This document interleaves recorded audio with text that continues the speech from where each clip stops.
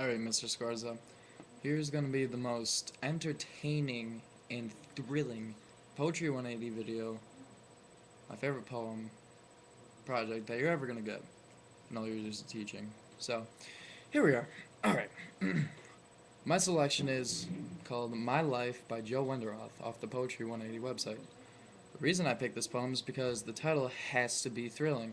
I mean, my life, come on. What can be more significant to a person than their life? It's gotta be something prime, it's gotta be deep and enticing just because of the title. I do judge books by the title.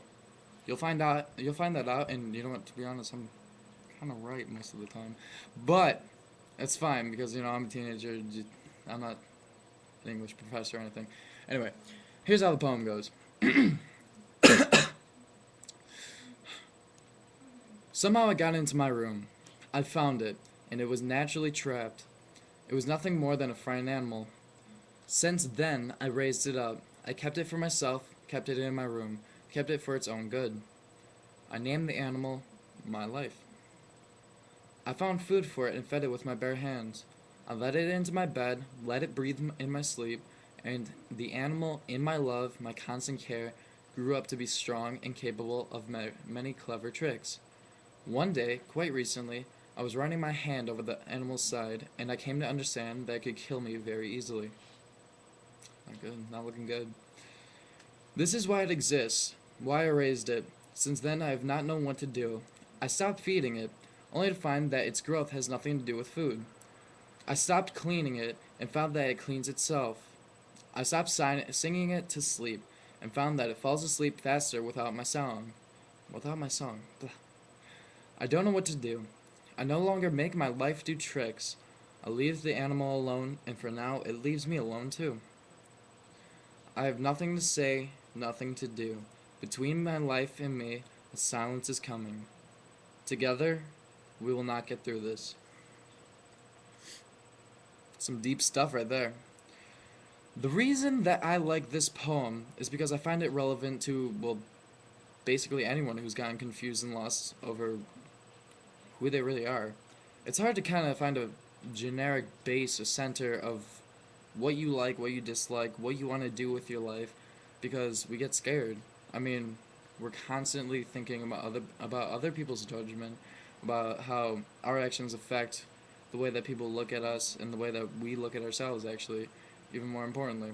So when it's talking about how he put it, he doesn't do anything with his my life, the animal. It's kind of just saying, like, you know, it's like someone who just kind of became private after being an outgoing person.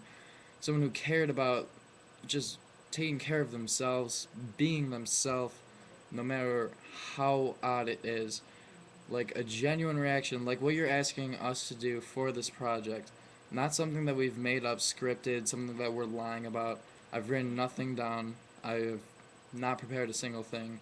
It's just simply what's coming straight from your mind to your heart, to your mouth, and then to the other person's ear. It's as simple as that, honestly. And I like this poem because it really does a great job of personifying everything that I've just said. It makes me think about how in high school, you know, there's that group of kids who will just, anything that someone does, anything that's even interesting or entertaining to someone, they find the negative part of that, spread it around, tell everyone the bad things of what they've done. I mean, there's a good side and a bad side to everything, but they look at the pessimistic side of things just because they might not have done it. And then when they do something, they're going to think, oh, everything I've done is just perfect, awesome, everyone should hear about it, even if they really don't want to. So, I think this is really pertinent to high school, honestly. I mean, as a senior, I've gone through a lot of confusion, a lot of mistakes in here and there, and now I feel like I have a strong base of who I am, who I'm going to be, and I'm going with it no matter what people say. I've lost track of focusing on what people say so much that I can honestly just be myself and be happy with that more than anything. I mean, I'm not very poetic about it, but that's kind of just a truth.